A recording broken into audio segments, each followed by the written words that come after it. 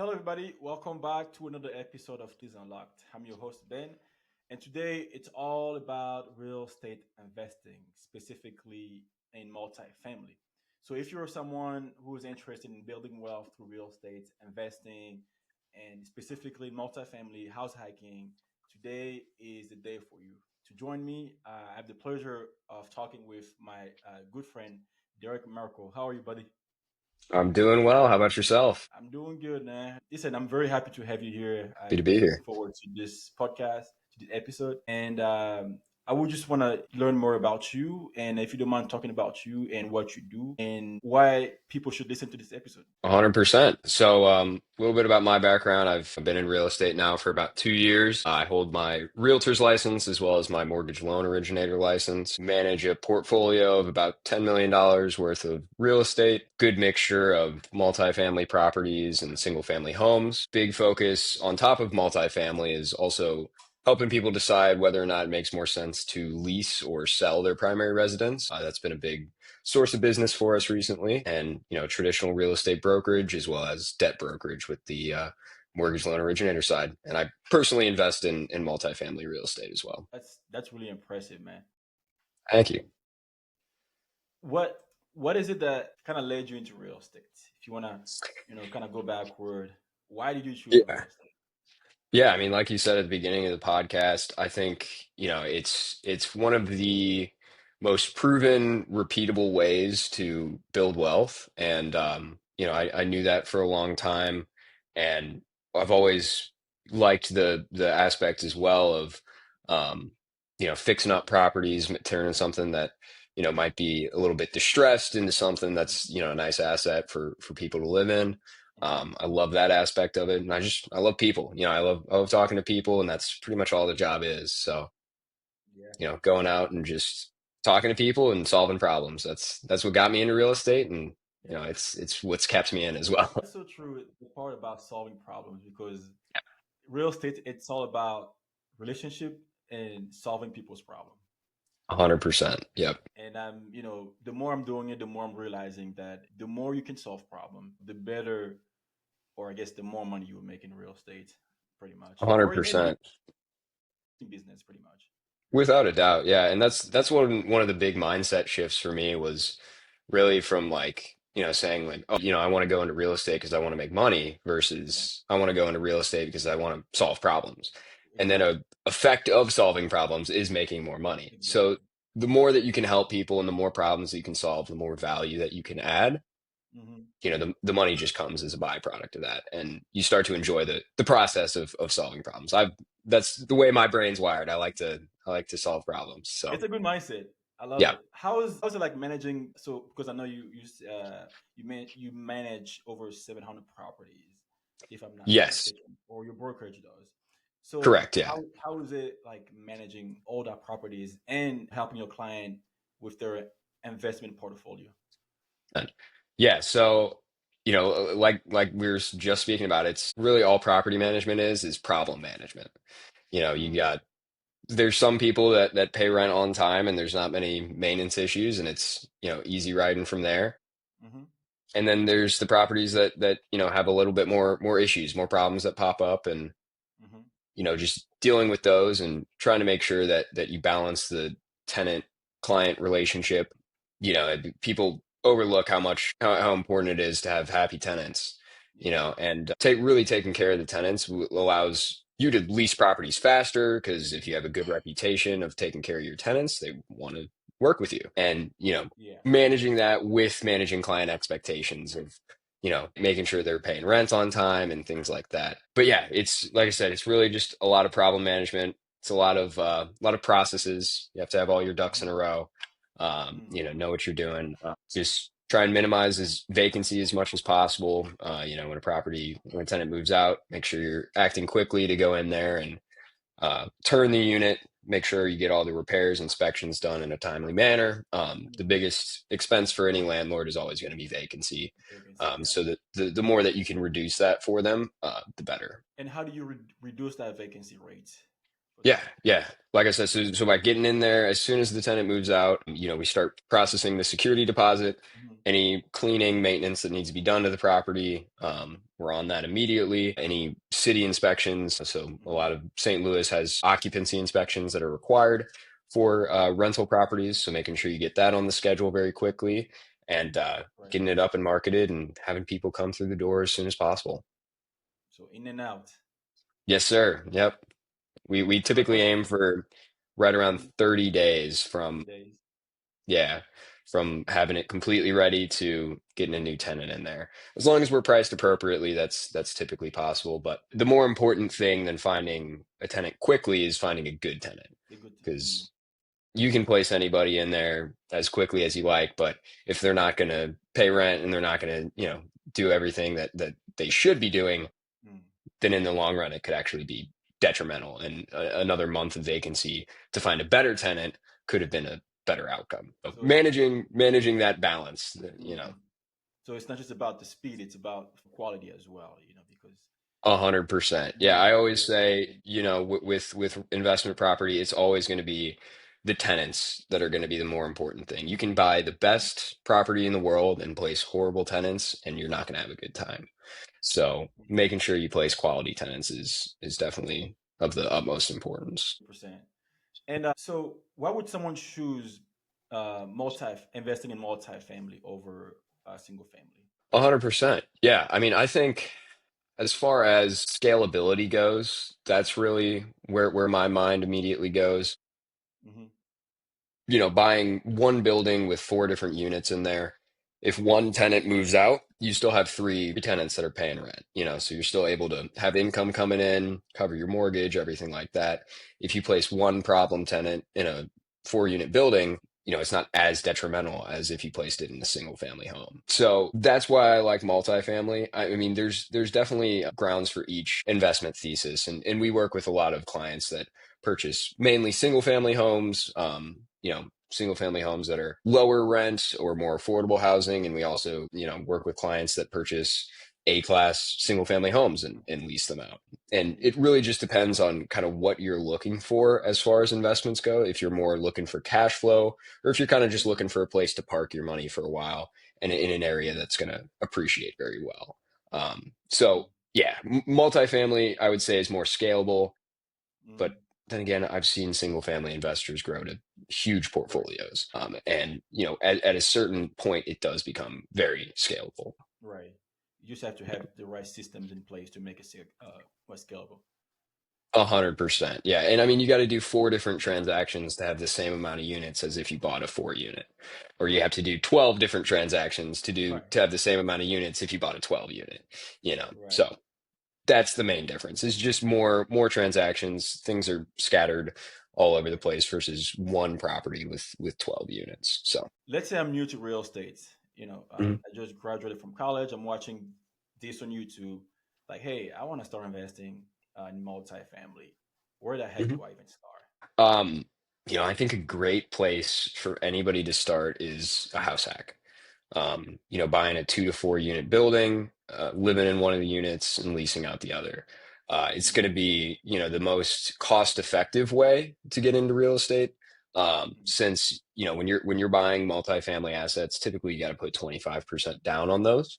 Mm-hmm. So, if it's a $200,000 building, that's $50,000. A lot of kids right out of college don't have $50,000. But if they work the summer job, they may be able to save up 10 or 15. Mm-hmm. And then they can put that down on that same asset, and be able to control a $200,000 property for only $10,000. So that's a good way to get into it, or just creating value and doing what's called the Burr method. So Mm-hmm. finding distressed real estate, and coming in there. If you have any construction knowledge, being able to fix up the property and then, potentially borrow some money to purchase that asset, fix it up, rent it out, and then refinance it and take all that money back.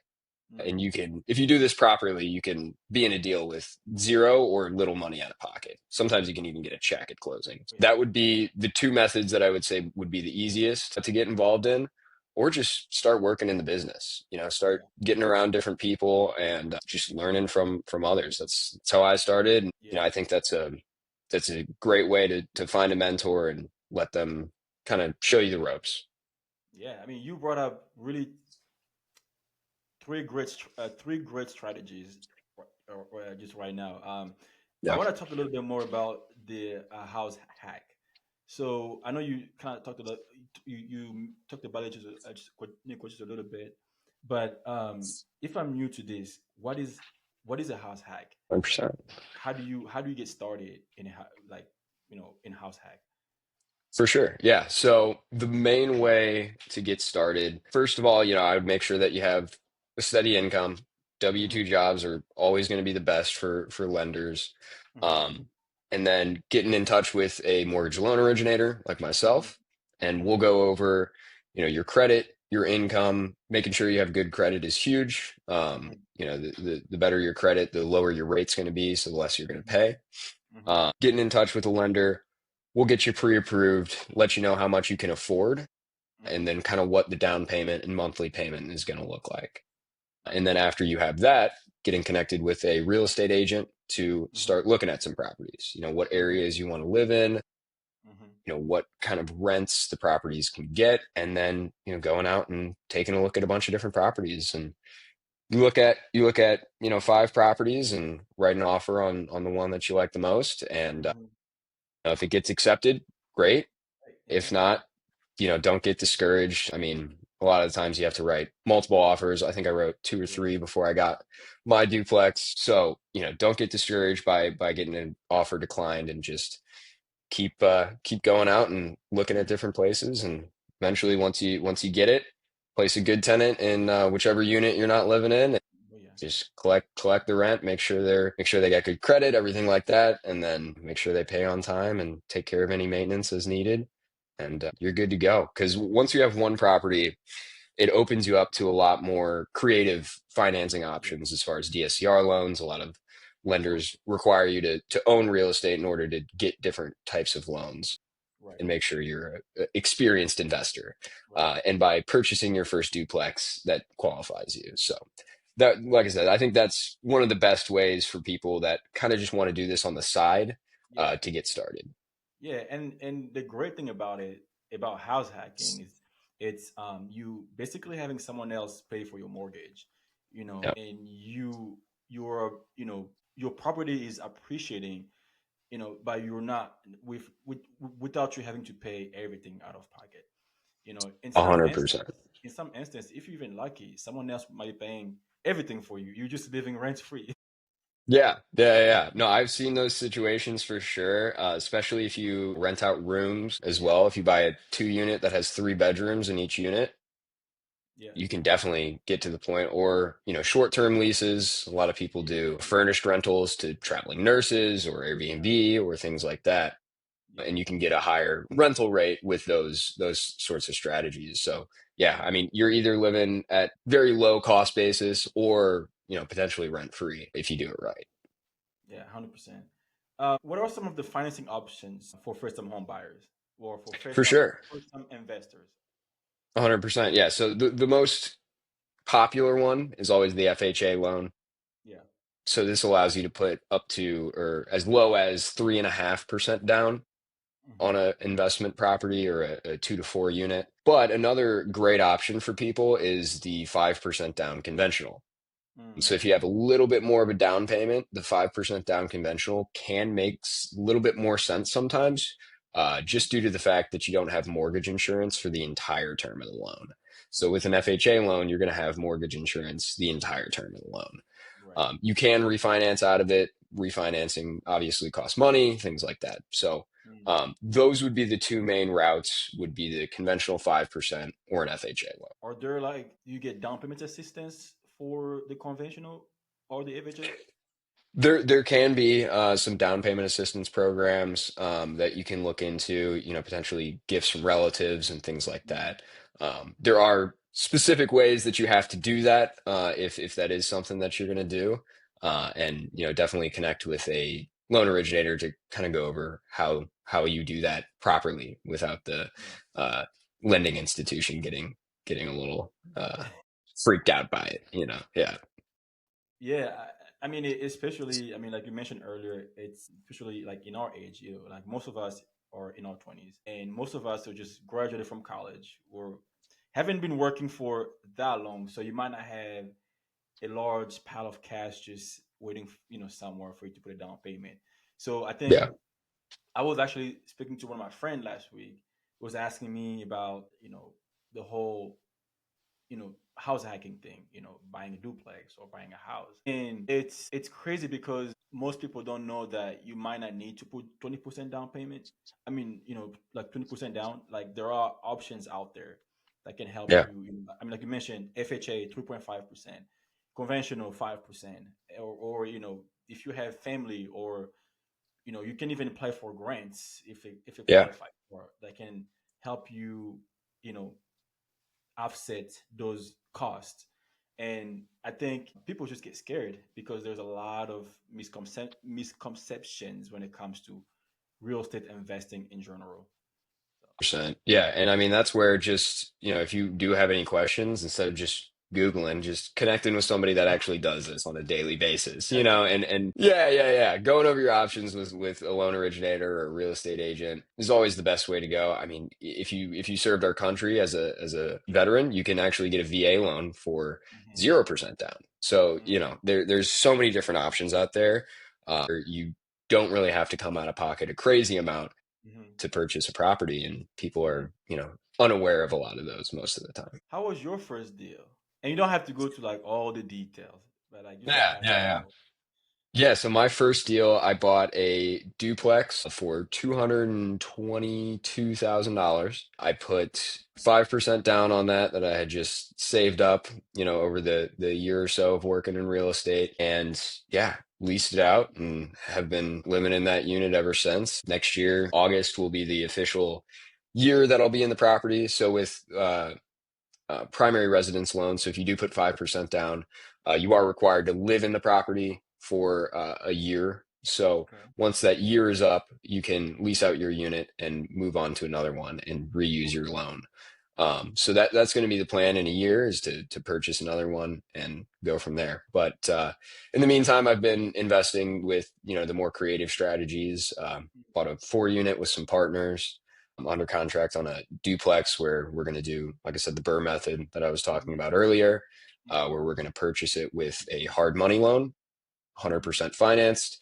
And then hopefully, once all the work is done, it'll appraise for enough that we can do a rate and term DSCR refinance and pull all of the hard money that we initially put in back from the deal, so that we're in the deal for very little, if anything, out of pocket.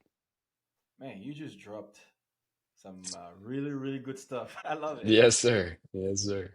So it sounds like you've been like finding like different like creative ways, creative financing strategies to invest. So for those who want to scale, what is a hard money loan? Because you did mention that you use hard money loan, and also you mentioned that you had a partnership with some of your partners, and you guys bought a 4 unit, right? Yes, sir. And kind of quickly talk to me about how that deal was set up, and are you guys all sharing the ownership, or kind of like what's the behind the scene of that? For sure. Yeah. So a hard money loan is a type of loan that certain non-conventional investors give out. So they are going to look at, it's a lot of the time used for fix and flips. You find a property that is distressed, and with distress, comes a discount. So you're able to buy that property for less than what it's going to be worth fixed up, Hmm. right? Hmm. And typically, less than what it's worth fixed up, plus a little bit of margin in there, so that you know all of your work of putting new finishes and spending months fixing up the property Hmm. is going to pay off for you. Hmm. And in a hard money lender will look at what the property is going to be worth, and then Hmm. how much money you're going to have to put into the property to get it there, and Hmm. they'll lend you that amount, typically 70% of the after repair value. And it's a great way to get into deals with either very little money out of pocket or sometimes no money out of pocket. Hmm. And then it is very risky. You got to be smart with them. Oh yeah. You have to make sure that your after repair value is correct. You have to budget in for any, miscellaneous items that may come up. Mm-hmm. You want to make sure that once the time comes to refinance, you can pull out all that money and pay back your lender. Mm. So it's a more advanced strategy that, I definitely don't recommend to any first time investor unless you are, experienced in construction and know kind of what things are going to cost. But that is how we're going to be purchasing that one. With the 4 unit, it was simply we found a good deal on this 4 unit. We raised the money for the down payment. We're Okay. offering the investor a return, so it's a Okay. 8% preferred return. They Okay. get 60% equity in the deal, and then Wow. me and my partner are the managing partners of it. So we're managing the Wow. building, making sure the tenants are paying, making sure all the maintenance Right. is done, filling the vacancies when they come up. And for that, we get a portion of the equity and we also get a little bit of profit share. So is that I heard of that? Is that like a crowdfunding? Something like that. Yeah, it's more it's almost syndication. I mean, it's Oh, not a syndication. syndication. It's Syndication. yeah, it's basically this one is really just a joint venture. It's a partnership. Yeah. So we set up an Mm-hmm. LLC, Mm-hmm. raise money for the down payment, and everybody gets their own split and Wow. distributions. We got one bank account where all the rents come in, and we send out distributions quarterly for it. Wow. Okay. How do you? I guess because I suppose those are like private money lender. Like people who maybe have like 401k or money just sitting around. How do you even start a conversation? Like, hey, me and my partner we're doing this. Like, do you want to like? How do you even start a conversation? 100%. Yeah. So I think the main thing and what a very, elite broker has told me at one point was you can find the money. You just have to find a good deal. If you have a good deal, the money will come, basically. So if you're able to walk up to an investor and show them all of the financials on the property that you're going to purchase, what the pro forma is going to be, what the Mm-hmm. exit is going to look like, the Mm-hmm. internal rate of return, and you can show them that they can make 8 to 10% on their money at the beginning, and then at the end, potentially, 20% or Mm-hmm. 30% internal rate of return once you eventually either sell or refinance the property. So if you're able to find a good enough deal that you can cash flow enough to pay your investors and also put a little bit of money in your pocket for managing it, Mm-hmm. then any investor is gonna bite on that. So, yeah, the key is always finding the good deals. Yeah. I mean, right now we're talking about syndication. It might be like really like high level for most first time investors, but that's actually something that I've been hearing a lot people do nowadays. Um, definitely instead of doing something by yourself, it's definitely easier to um, bring in other people.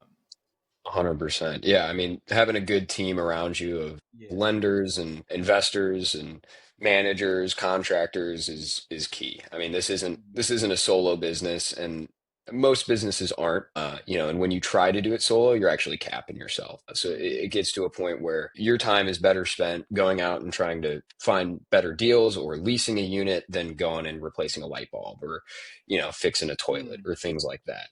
So that's where you have to learn to outsource, and to not Mm. be cheap in that sense and be able to know how much your time is worth and know what your time is best spent on. So you said they're getting 4% interest. Is that during the lifetime of the loan, or is that after you sell the property? Yeah, so they'll be getting 8% preferred Oh, 8%. returns. Okay. Yes, sir, yeah.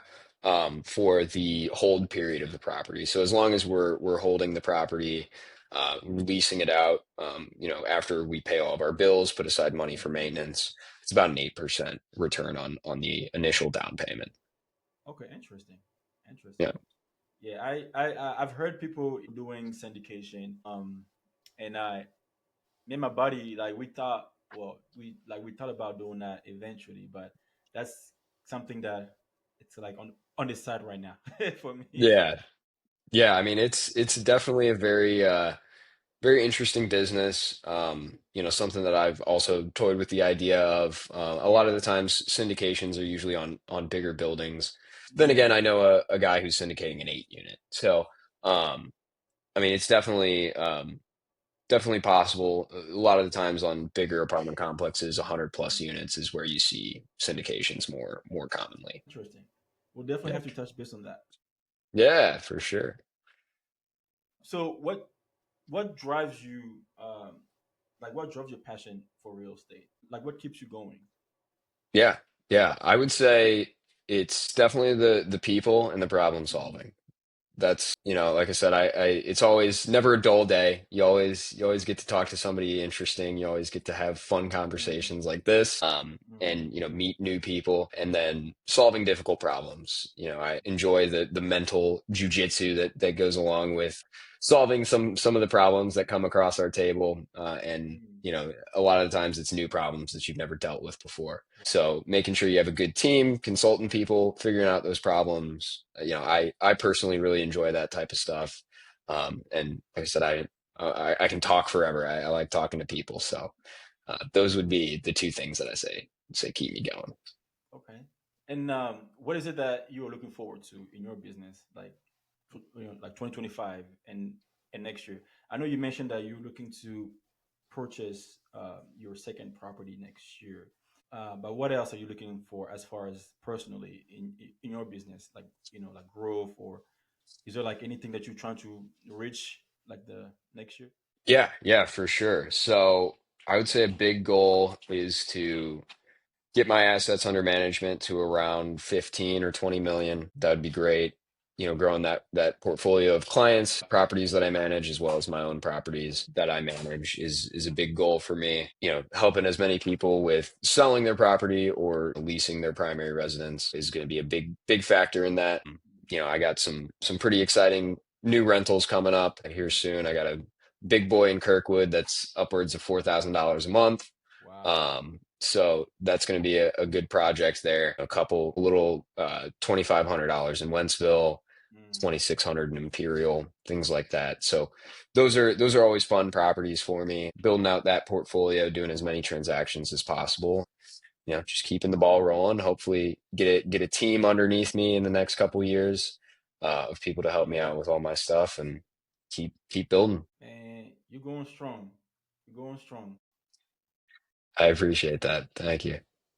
Okay, so we're kind of heading toward the end of the show. What's one advice that you would give someone who want to get started today? For sure. Yeah. Yeah. I mean, I would say it really depends on kind of what you want to do. Mm. If you want to get into real estate full time, and be a full time investor, and even if you want to do it part time, one of the most important things is just networking. Yes. Meeting as many people as possible, talking to as many different people, and um, hitting the phones, Mm. making cold calls, trying to find those off market deals, Mm-hmm. find those motivated sellers, those distressed properties, and if you can wholesale a deal, that'll give you some capital for a purchase. Mm-hmm.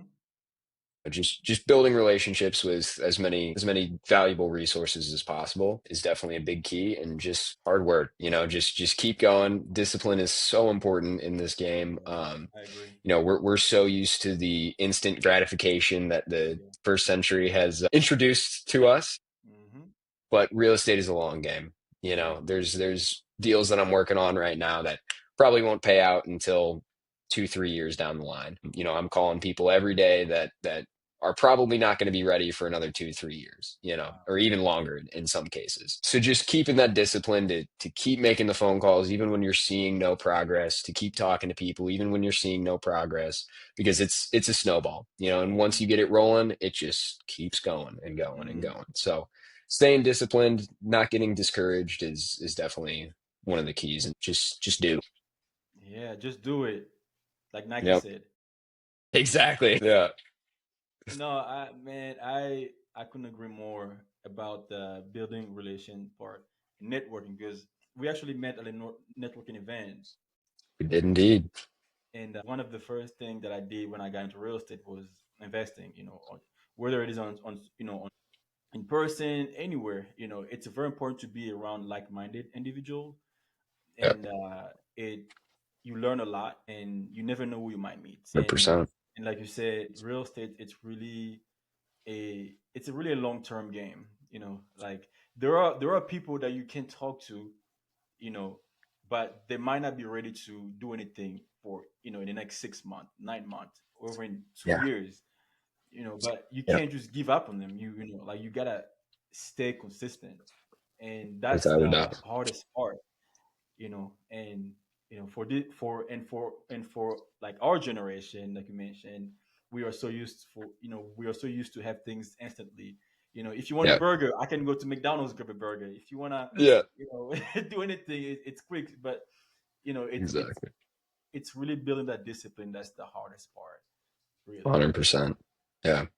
Yeah, I would say that, and getting under, learning from the best. Find Hmm. somebody that's in a position that you want to be, Hmm. and see if you can help them. Provide some value for them, and as long as you can do that, majority of the time, as long as if there's somebody you want to work with, they'll be happy to help you out and show you the ways, if you're able to provide a little bit of value for them. So For those would be sure. the two main things: is find a good mentor and just keep building those relationships. For sure. And where can we find Derek? On Yeah, social media?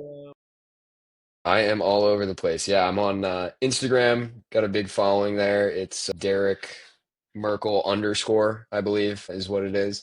I'm on LinkedIn, on avenuestl.com. You can look up Mhm. our brokerage as a whole. And yeah, those would be the main places to find me.